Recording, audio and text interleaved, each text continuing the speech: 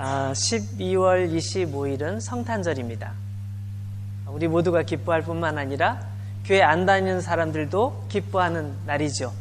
모두 기뻐하는 이유가 뭘까요?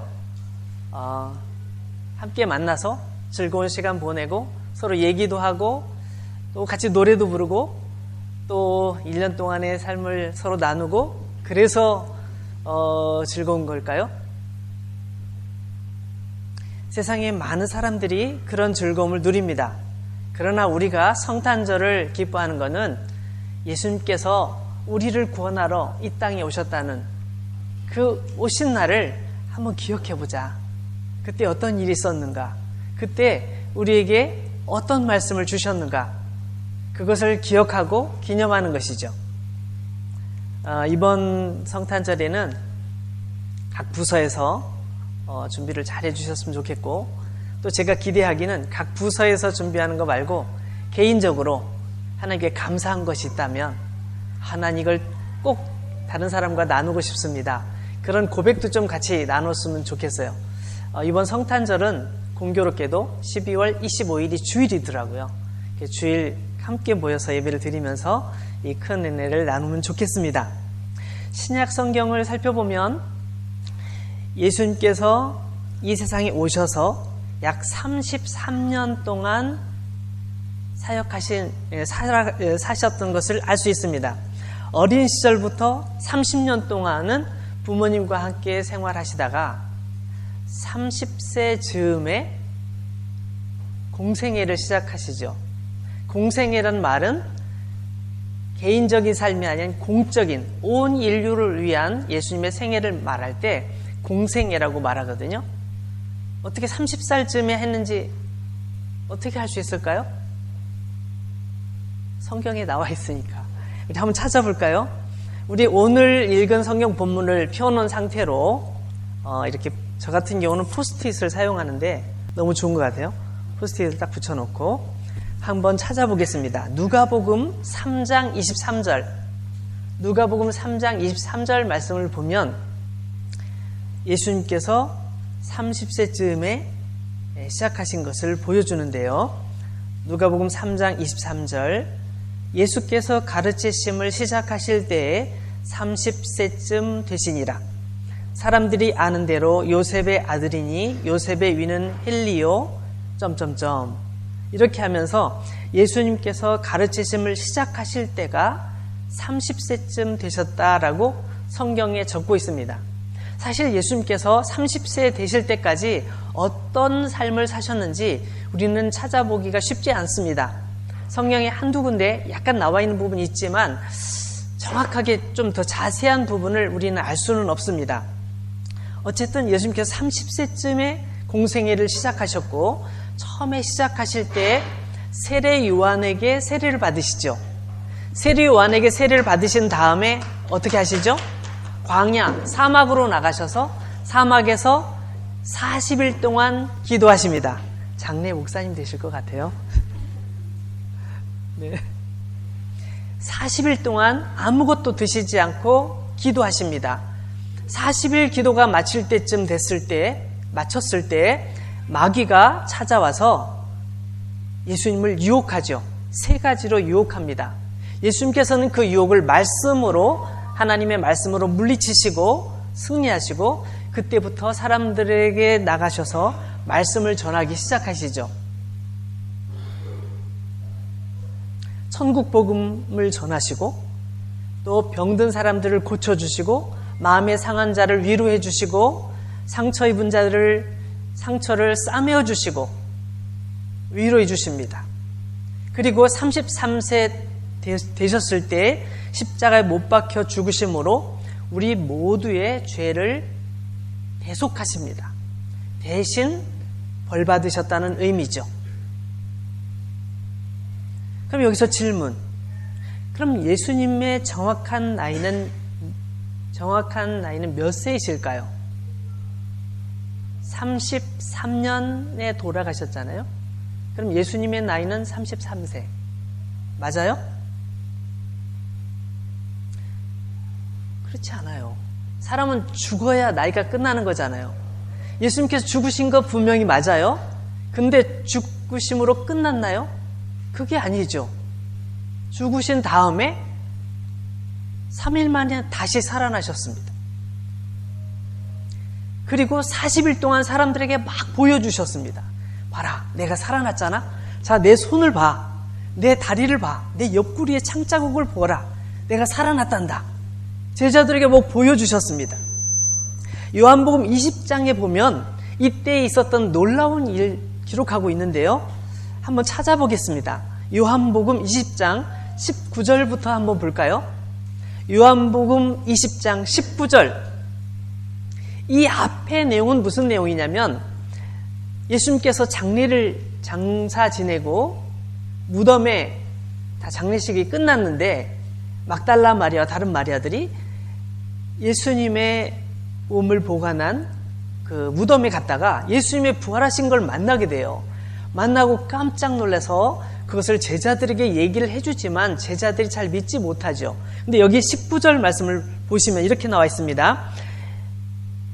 요한복음 20장 19절. 이날 곧 안식 후 첫날 저녁 때에 제자들이 유대인들을 두려워하여 모인 곳에 문들을 닫았더니 예수께서 오사 가운데 서서 이르시되 너에게 평강이 있을지어다.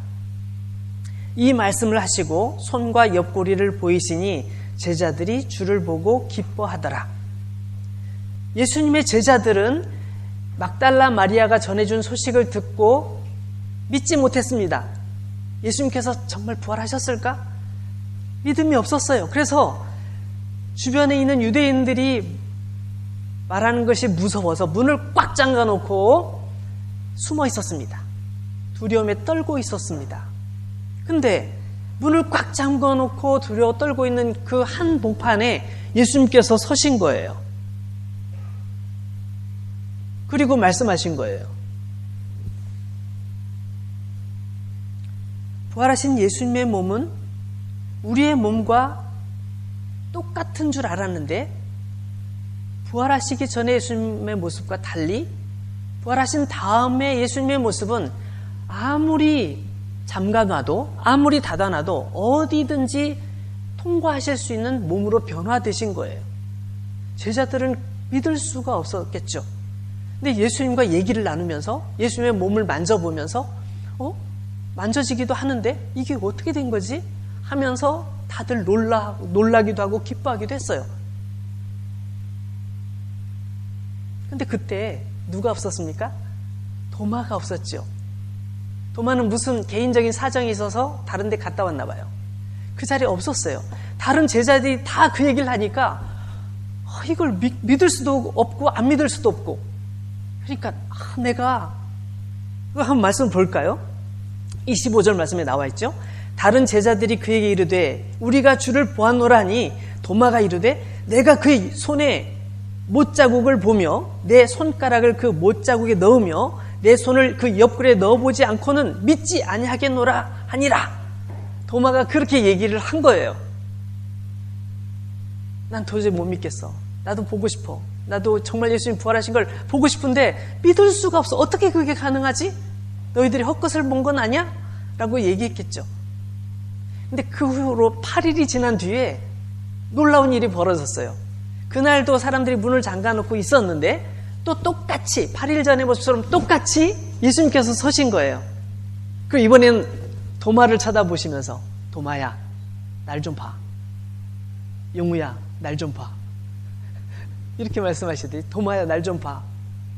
너가 지난번에 말했던 것처럼 한번 해봐. 그죠? 27절 말씀 보세요. 도마에게 이르시되 내 손가락을 이리 내밀어 내 손을 보고 내 손을 내밀어 내 옆구리에 넣어보라. 그리하여 믿음 없는 자가 되지 말고 믿는 자가 되라. 여러분 이 말씀을 들은 도마의 마음이 어땠을까요? 여러분이 만약에 그 말씀을 여러분이 들었다면 헉 했겠죠. 드릴 말씀이 내가 왜 그 말을 사람들을 듣는 데서 했지? 내가 왜 그 말을 했지? 정말 예수님이 정말 막 이렇게 막 뭐라고 말할 말이 없을 거 아니에요. 그죠? 근데 도마가 대답하는 대답이 너무 놀라워요. 보세요. 28절에 도마가 한 얘기가 나오는데 이렇게 나와 있어요. 도마가 대답하여 이르되 나의 주님이시요 나의 하나님이시니이다. 여러분, 나의 주님이시오는 제자들이 많이 하는 말이잖아요. 그죠? 주님이십니다. 주님이란 말은 뭐예요? 내가 정말 존경하는 선생님, 내가 정말 따르고 싶은 분, 또 나의 마스터, 나의 주인, 뭐 이런 고백들이잖아요. 그래, 이건 그냥 충분히 이해할 수 있어요. 근데 그 다음에 나오는 나의 하나님이시라고 하는 말은 이건 그냥 표현하는 게 아니에요.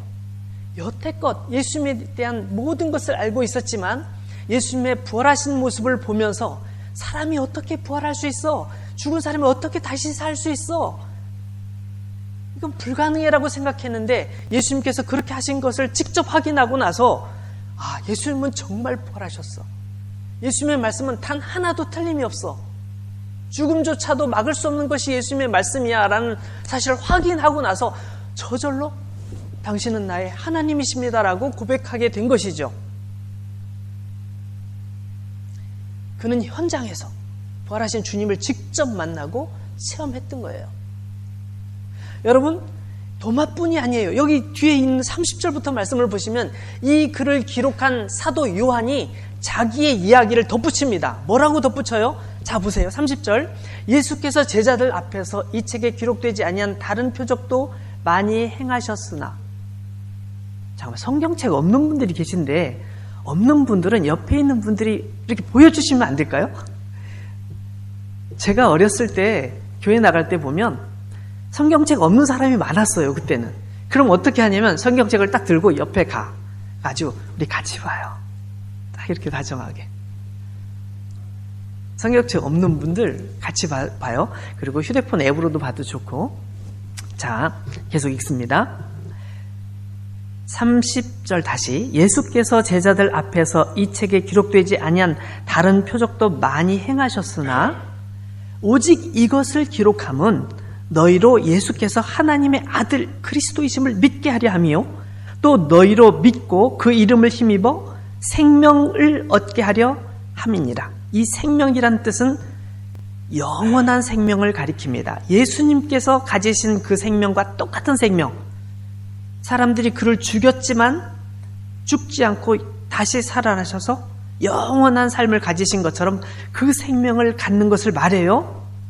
지금 사도 요한은 예수님에 대한 기록들을 쭉 적으면서 지금 도마의 얘기를 적었지만 도마 얘기뿐만 아니라 내가 이 적은 모든 내용들, 이 내용들은 이 글을 읽는 여러분들이 예수님께서는 하나님의 아들이시라는 사실을 믿게 하고, 여러분, 하나님의 아들이라는 표현 속에는 어떤 의미가 있냐면 아들 정도가 아니라 하나님과 똑같은 분이란 의미를 갖고 있어요. 그래서 헬라어 히브리어의 그 원어적인 의미, 아들이라는 표현을 할 때는 아버지와 똑같은 분, 그런 의미가 있어요. 그래서 예수님께서 하나님의 아들 그리스도이심을 믿게 하려 하며 속에는 예수님께서는 하나님이시며 라는 의미가 같이 담겨 있습니다.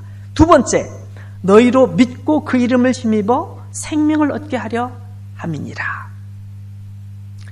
예수님을 가까이 목격했던 사도 요한뿐만 아니라 많은 제자들은 이 사실을 사람들이 알기를 원했어요. 첫 번째, 뭐라고요? 예수님께서 하나님의 아들, 그리고 하나님 당신 스스로이심을 알기를 원했고, 두 번째는 예수님의 이름을 힘입어서 예수님의 이름을 믿음으로 인해서 영원한 생명을 얻을 수 있다는 사실을 사람들이 알기를 원하셨던 거예요. 그래서 사도행전을 읽어보면 사도행전이 진행되면서 내용이 쫙 나와 있는데 예수님의 제자들이 가서 사람들에게 예수님 복음을 전하는데, 여러분, 예수님을 믿으면 병든 몸이 나아요. 예수님을 믿으면 행복해져요. 예수님을 믿으면 마음이 편안해져요. 이런 말 거의 안 했어요. 거의 안 했어요. 그건 무슨 얘기를 해요? 예수님은 하나님의 아들이십니다. 예수님을 믿으면 영원한 생명을 얻습니다.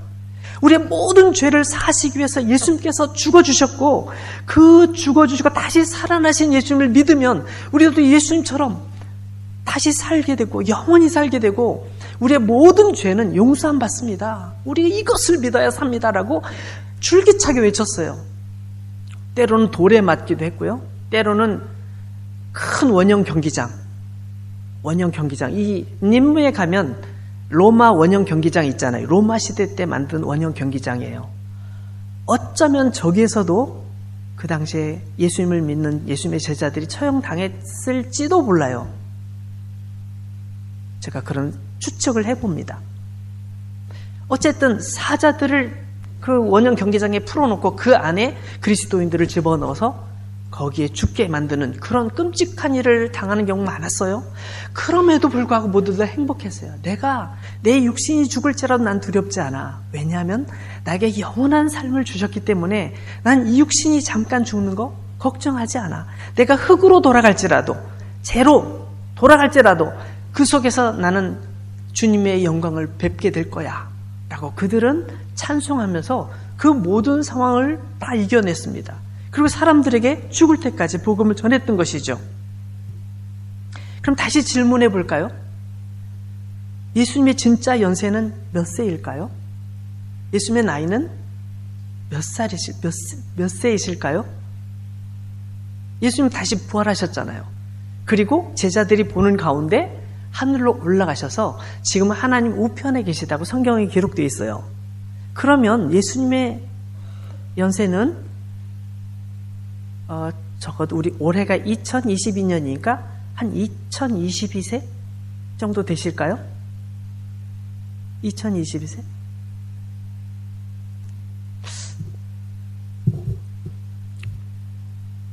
전에 우리가 성경에서 살펴본 것처럼 요한복음 5장 39절부터 나오는 이야기를 보면 예수님께서는 탄생 전부터 계셨다고 나와 있어요. 한번 찾아보겠습니다. 요한복음 5장 39절부터 40절까지 한번 볼까요? 예수님께서는 이렇게 말씀하셨어요. 너희가 성경에서 영생을 얻을 줄 생각하고 성경을 연구하거니와 이 성경이 곧 내게 대하여 증언하는 것이니라. 그러나 너희가 영생을 얻기 위하여 내게 오기를 원하지 아니하는도다. 예수님께서 말씀하신 이 성경은 우리가 읽는 성경의 구약 성경을 말해요. 구약 성경. 우리가 구약 성경, 신약 성경을 다 읽잖아요. 근데 예수님 당시에는 신약 성경은 없었고 구약 성경밖에 없었죠. 근데 그 성경을 읽고 있는데, 성경을 연구하는데, 성경을 깊이 묵상하는데 이 성경이 나에 대해서 기록한 거란다 라고 말씀하신 거예요. 그러면서 예수님께 하신 말씀이 뭐라고요? 너희가 영생을 얻기 위하여 내게 오기를 원치 않는다. 내가 그렇게 얘기를 해줘도 내 말을 믿지 않는구나. 내 말을 듣지 않는구나. 예수님께서 그렇게 안타까운 마음으로 말씀하셨습니다. 예수님께서 그렇게까지 말씀하셨는데 유대인들은 끝까지 받아들여 하지 않고요. 오히려 예수님을 향해서 뭐라고 말해요? 귀신 들렸다고 말합니다. 우리 오늘 읽은 요한복음 8장으로 가보겠습니다. 요한복음 8장 오늘 말씀 좀 앞에 부분인데 48절을 한번 보겠습니다. 48절 보면 유대인들이 대답하여 이르되 우리가 너를 사마리아 사람이라 또는 귀신이 들렸다 하는 말이 옳지 아니하냐? 예수님께 대드는 말이에요. 예수님이 갈릴리에 사시니까 넌 저 변방 사람 아니야? 막 말하면서 넌 귀신 들렸지? 라고 막 말하는 것이 우리말이 틀림이 없다! 라고 막 이렇게 예수님 앞에서 싸우는 거죠. 예수님께서 귀신 들렸다고, 악령에 씌었다고 계속 주장하면서 예수님의 말씀을 들으려고 하지 않아요. 49절 예수님께서 뭐라고 대답하시는지 보세요. 예수께서 대답하시되 나는 귀신 들린 것이 아니라 오직 내 아버지를 공경함이거늘 너희가 나를 무시하는도다. 나는 내 영광을 구하지 아니하나 구하고 판단하시는 이가 계시니라. 진실로 진실로 너희에게 이르노니 사람이 내 말을 지키면 영원히 죽음을 보지 아니하리라. 자, 여러분, 예수님께서 많은 유대인들이 그를 둘러싸고 막 그를 위협하면서 협박하면서 막 비난하고 있는데 예수님께서는 물러서지를 않습니다. 타협하지 않습니다. 그래요. 여러분들이 말씀도 일리가 있습니다만 제 말을 들어보세요. 이렇게 말씀하지 아니하시고 나는 귀신 들린 것이 아니다. 나는 내 아버지를 공경한다. 이게 뭐예요? 내 아버지께서 내게 주신 말씀을 그대로 여러분에게 얘기하고 있는데 여러분들이 그것을 무시하고 있습니다. 라고 말씀하고 계신 거예요. 너희가 나를 무시하는도다. 나는 지금 나를 보내신 성부 하나님의 말씀을 그대로 따라서 전하고 있고 그분이 보내신 일을 하고 있단다. 너희들은 왜 내 얘기에 귀를 기울이지 않지? 왜 나를 무시하지? 나를 무시하는 것이 너희들의 모습이다. 50절 말씀은 나는 나의 영광, 내가 뭔가 잘 되기를 원한, 내가 사람들에게 칭찬 듣거나 높임을 받기를 원하는 것이 아니다. 그렇지만 위에 계신 분이 하나님께서 다 판단하신다. 그리고 여기도 예수님 말씀하셨잖아요. 51절에 영원히 죽음을 보지 아니하리라. 영원한 죽음, 영원히 죽음을 보지 않는 건 다른 말로 말하면 영원한 생명을 얻게 될 것이다. 영원히 살게 될 것이다 라는 말씀이에요. 예수님께서는 끝까지 타협하지 아니하시고 진리만을 말씀하십니다. 사람들이 진리를 보고 비웃을지라도 예수님은 진리를 말씀하십니다. 여러분, 오늘날의 시대는 진리라는 것이 각각 개인에게 다르다고 말합니다. 내가 생각하는 진리가 이거야. 아, 그래? 그래, 난 너를 존중해 줄게. 그렇지만 내가 생각하는 진리는 이거야. 나는 이렇게 생각하는데? 그거 인정해 줄게. 이건 내가 생각하는 진리지. 나도 맞고 너도 맞고 우리 그래야 싸우지 않잖아. 얼마나 좋아. 서로 평화롭게. 그렇게 타협하는 시대를 우리가 살고 있습니다. 그런데 예수님께서는 그런 타협이란 없었습니다. 진리는 한 가지. 하나님께서 내게 말씀해 주신 그것이 진리야. 여러분들이 생각하는 것은 진리가 아니야. 라고 단호하게 말씀하시는 것이죠. 51절 다시 읽어볼까요? 진실로 진실로 너희에게 이르노니. 이 성경에서 진실로가 2번 나올 때 이게 아멘이라고 읽어요. 아멘, 아멘. 아멘이란 말이 진실로라는 말인데 진실로 아멘, 아멘이 2번 반복될 때는 이것은 정말 중요하다는 뜻이에요. 예수님께서 정말 중요하다고 말씀하시는 것은 우리가 밑줄을 쫙 그어야 돼요. 진실로 진실로 너에게로니 사람이 내 말을 지키면 영원히 죽음을 보지 아니하리라. 예수님께서 우리에게 꼭 가르쳐주고 싶으신 말씀이었던 거죠. 그렇지만 유대인들은 어떻게 해요? 이 말에 더 큰 소리로 말합니다. 더 화가 나가지고 아니 우리의 말을 무시해 하면서 52절 보시죠. 유대인들이 이르되 지금 내가 귀신 들린 줄을 안다. 아브라함과 선지자들도 다 죽었는데 내 말은 사람이 내 말을 지키면 영원히 죽음을 맛보지 않는다고 말하고 있구나. 너는 이미 죽은 우리 조상 아브라함보다도 더 크냐? 선지자들도 죽었거늘 너는 너를 누구라 하느냐? 라고 막 소리를 지른 거예요.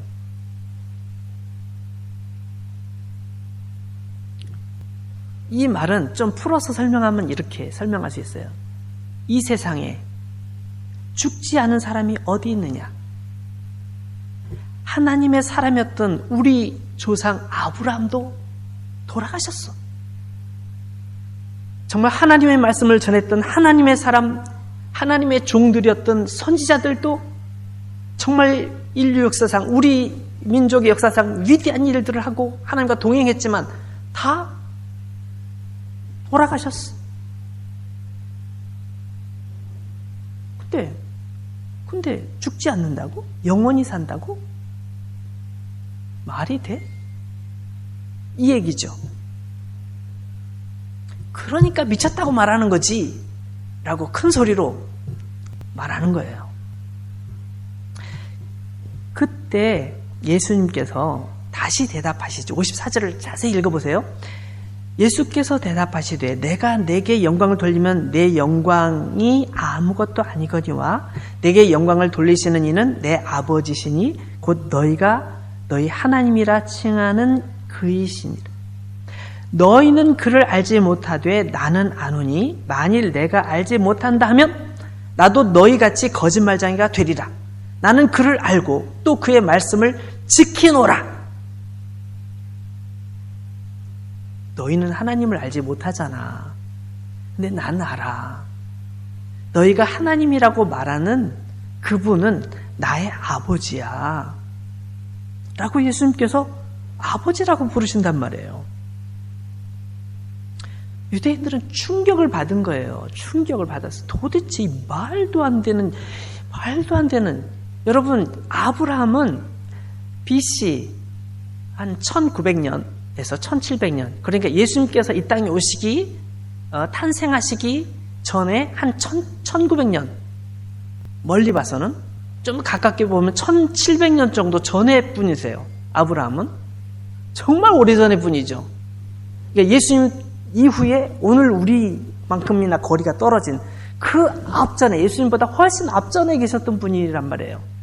그런데 그 우리는 근데 아브라함을 예수님이 만났다고 하니까, 예수님과 만났다고 하니까 이 말이 되냐고 화가 난 거예요. 돌 던지려고 준비하고서 말도 안 돼라고 말하는 거죠. 근데 58절에 예수님께서 아니야, 아브라함이 나기 전부터 내가 있었어 라고 말씀하고 계시죠. 막 더 화가 나겠죠. 아니, 아브라함 전에 성경에, 구약 성경에 예수라는 이름이 있어? 없잖아. 뭐야? 막 사람들이 그렇게 생각하는 거죠. 구약 성경이 진짜 없을까요? 아브라함과 예수님의 만남이 혹시 구약 성경에 있을까요? 한번 찾아볼까요? 우리 한번 찾아보겠습니다. 창세기 18장에 보면, 창세기 18장에 아브라함이 누군가를 만나는 이야기가 나오는데, 창세기 18장 1절부터 3절까지.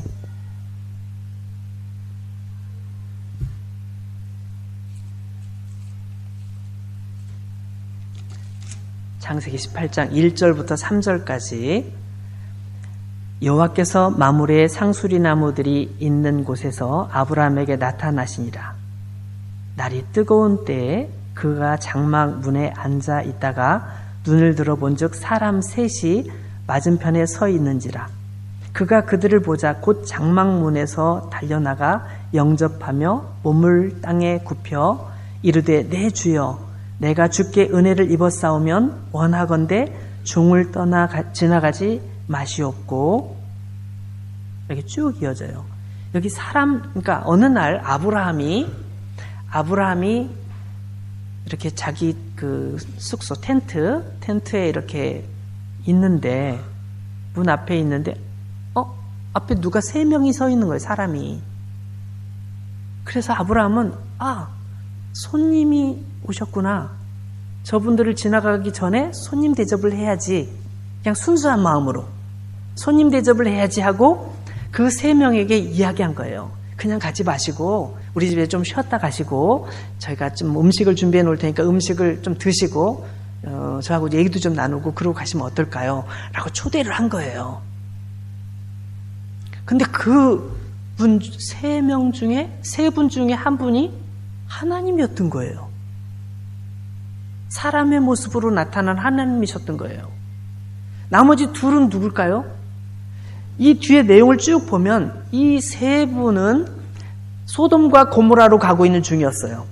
소돔과 고모라를 멸망시키기 위해서, 심판하시기 위해서. 왜냐하면 그 땅의 죄악이 너무너무 심했기 때문에 거기를 심판하시기 위해서 가시는 중이었단 말이에요.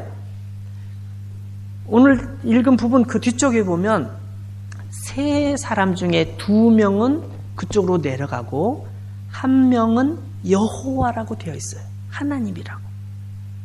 하나님과 아브라함이 대화를 나눠요. 사람의 모습으로 나타난 하나님께서 아브라함과 대화를 나누고 2명의 사람은 그 소돔 성으로 향해 가지요. 근데 그 뒤에 내용을 찾아보면 두 명은 천사라고 나와 있어요. 그 두 명은 천사였고 한 명은 하나님이셨죠. 여호와 하나님이셨죠. 그 하나님께서 아브라함을 만나 주시면서 첫 번째, 너가 아들이 없지? 아들을 낳게 될 거야. 내 아내 사라가 아이를 낳을 거야. 사라가 웃었어요. 나 이제 폐경이 이미 다 됐는데 내가 어떻게 아이를 낳아요? 말도 안 돼. 라고 웃을 때, 왜 너 아내가 웃었니? 저 웃지 않았어요. 그 아이 이름을 웃음이라고 지어라. 그게 이삭이란 이름이에요. 이삭이란 이름이 웃음이란 뜻이에요. 그런 이야기가 있고, 그 다음에 소돔성을 심판하는 얘기가 또 나오는데, 어쨌든 이 부분에서 사람의 모습으로 나타난 하나님, 여호와, 구약 성경에는 여호와라고 표현되어 있지만 사람의 모습으로 나타난 분이 예수 그리스도라고 우리 신약에서는 우리는 보고 있어요. 그래서 예수님께서 이 부분을 말씀하신 것이 아니겠는가? 우리는 추정해 볼 수가 있습니다. 물론 여기에서 예수님이라는 표현은 없지만 이 여호와라는 이분은 사람의 모습으로 나타나신 하나님이시기 때문에 이 부분을 예수 그리스도께서 아브라함을 만났구나라고 해석해도 큰 무리가 없다라고 많은 성경학자들이 해석하고 있습니다. 여러분, 미가서라는 성경이 있어요. 이 성경이 신약에 있을까요? 구약에 있을까요? 신약일까요? 구약일까요? 우리가 성경책을 매주 봐야 되는 이유가 이겁니다. 이걸 찾다 보면 기억 못할 수 있어요. 자, 성경책으로 한번 찾아보겠습니다. 구약 성경 제일 끝에서부터 가보세요. 끝에 보면 말라기, 스가랴, 학개, 스바냐 쭉 나가잖아요. 쭉 가다가 미가라는 성경이 있어요. 미가, 나움, 하박국 있죠? 미가 한번 찾아보세요. 미가서 5장. 올해가 지날 때 여러분들은 성경을 어디든지 다 잘 찾을 거예요. 어디든지 잘 찾을 거예요. 그 꿈을 가지고 성경을 열심히 찾아보세요.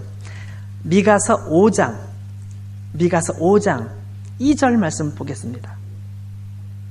미가서 5장 2절 말씀 다 찾으셨죠? 베들레헴 에브라다야, 너는 유다 족속 중에 작을지라도 이스라엘을 다스릴 자가 내게서 내게로 나올 것이라. 그의 근본은 상고의 태초에니라. 이 말씀을 다시 한번 자세히 보세요. 베들레헴 어디죠? 예수님께서 탄생하신 마을이에요. 아주 조그만 초라한 마을이에요. 베들레헴 에브라다야, 너는 유다 족속 중에 작을지라도 이스라엘을 다스릴 자가 내게서 나올 것이라. 이 미가 선지자가 예언할 때만 해도 이건 무슨 일이지? 이게 말이나 될까요? 이렇게 생각하던 시대예요. 그런데 미가 선지자는 베들레헴에서 어떤 분이 태어나시는데 그의 근본은 상고에, 태초부터 계셨던 분이란 뜻이에요. 세상 처음부터 계셨던 분이라는 거예요. 세상이 있기 전부터 계셨던 분이라는 의미예요. 유다 족속 중에 태어날 것이고 베들레헴에서 태어날 것이고 그분은 태초부터 계셨던 분이다는 거예요. 이것을 요한복음 1장 1절에서 또 이렇게 보여주고 있습니다. 요한복음 1장 1절에 보면 태초에 말씀이 계시니라. 이 말씀이 하나님과 함께 계셨으니 그 말씀은 곧 하나님이시니라. 자, 마지막으로 묻겠습니다. 예수님의 나이는 몇 살일까요? 예수님의 연세는 몇 세이실까요?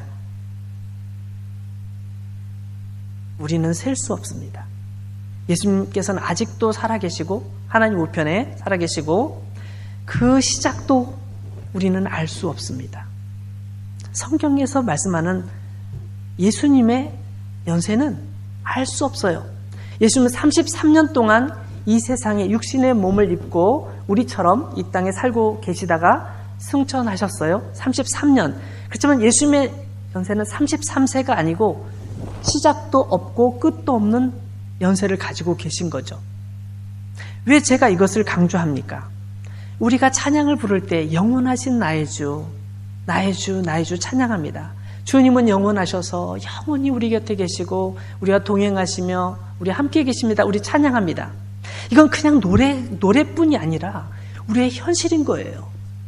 우리의 모든 죄를 사실 뿐만 아니라 우리를 슬픔에서 건져주시고 구원해주시고 위로해주시고 영원히 천국까지 함께 계실 분, 그분이 예수 그리스도라는 거예요.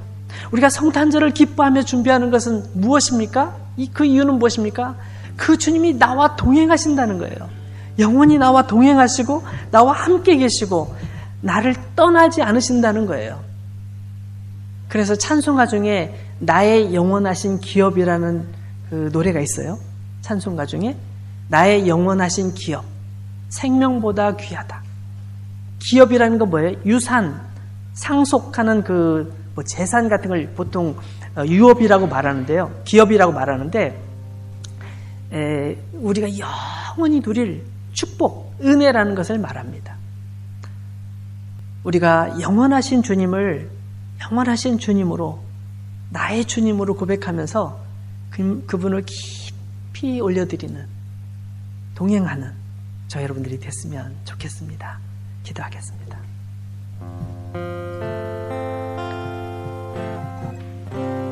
주님은 영원하신 나의 하나님이십니다. 주님은 영원하십니다. 시작도 없고 끝도 없고 영원하신 분이십니다. 그분이 우리의 주님이 되어주셨습니다. 우리의 죄를 용서해 주셨고 우리의 죄를 대신 짊어지고 십자가에 죽어주셨습니다.